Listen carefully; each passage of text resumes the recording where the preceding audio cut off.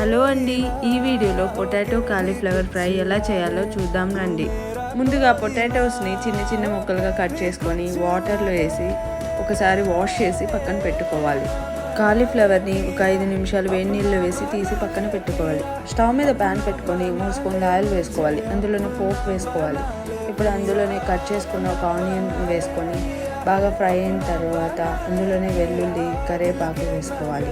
చిటికెడు పసుపు వేసి బాగా ఫ్రై అయిన తర్వాత ఇప్పుడు ముందుగా కట్ చేసుకున్న పొటాటో ముక్కలు, కాలీఫ్లవర్ ముక్కలు వేసి కొద్దిగా ఉప్పు వేసుకొని ఫ్రై చేసుకోవాలి. ఒక 5 మినిట్స్ ఫ్రై అయిన తర్వాత మూత పెట్టి ఉడికించుకోవాలి. ఇప్పుడు ఇందులోనే 1 స్పూన్ కారం, 1/2 స్పూన్ ధనియా పౌడర్, 1/2 స్పూన్ గరం మసాలా వేసుకొని బాగా ఫ్రై చేసుకోవాలి. ఒక 10 నిమిషాలు ఫ్రై చేసుకుంటే ఎంతో టేస్టీ అయిన పొటాటో కాలీఫ్లవర్ ఫ్రై రెడీ. ఈ ఫ్రై పప్పన్నంలో కానీ, రసమన్నంలోకి కానీ, పప్పుచారులో కానీ చాలా టేస్టీగా ఉంటుంది.